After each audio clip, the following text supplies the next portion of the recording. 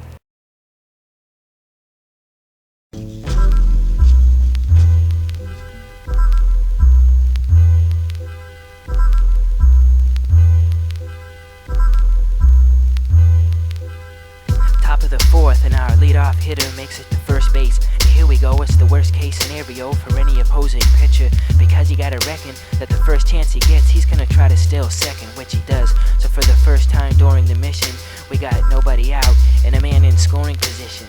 The next batter flies out to right, but your word, that's still only one out. We got a runner on third. So then the number 3 hitter steps up to the conventional talk of showing where you live, but draws the intentional walk. It's a bold maneuver to make because trouble may follow unless they get the double play from the cleanup hitter, and that's me.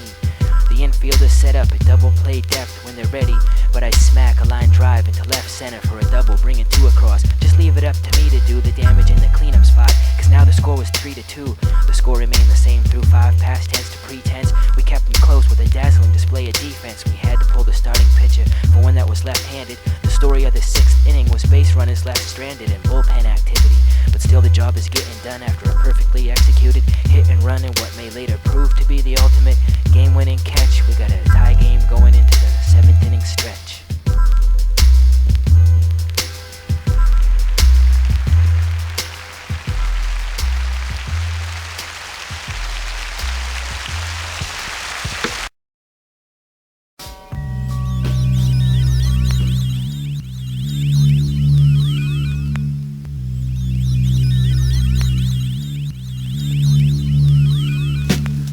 Hoboken to Mudville and beyond the valley of the cheap beats for season ticket holders, and the fans have been the cheap seats. A sport for the scientific American giant, a Barbie-sized client keeping score and tracking strikeouts and RBIs.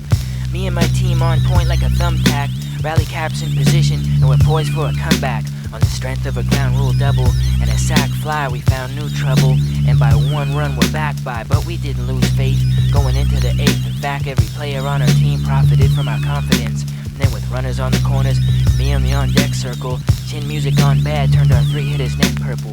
I think that Yogi Berra in this kind of case is quoted quite often, but anyway I'm up, and its bases loaded. And you should know before you can say peanuts, popcorn, you could count on me to come in and clean up shop for him, know what I'm saying? Cause I'm the big stick carrying switch hitter with long ball power. Call me the crankshaft, the stitch splitter, and my weapon of choice is called the bat out of hell booming 'em. It's big and black and made out of aluminum. Anyway, it's the first pitch, fastball swinging like a Caribbean. I smashed that little 9-inch ball into oblivion to make the score 7-4. That's the way it stayed in the end. The good guys win, the 93 provincial champions.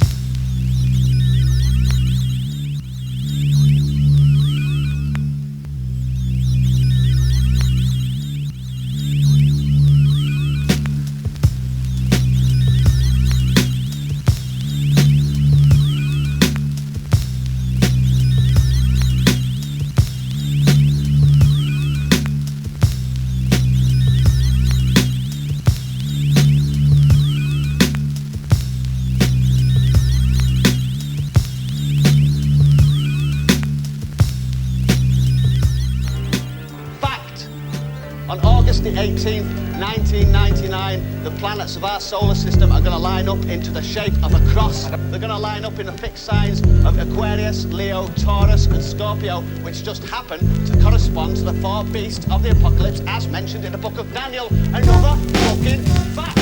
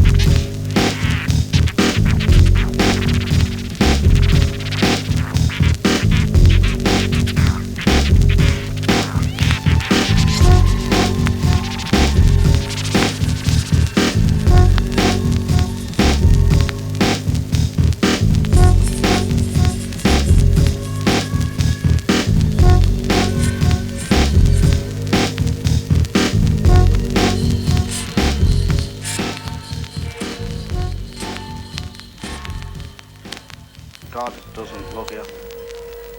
God despises you. There's no hope. And mankind is just a component of the device by which the devil creates itself. with me?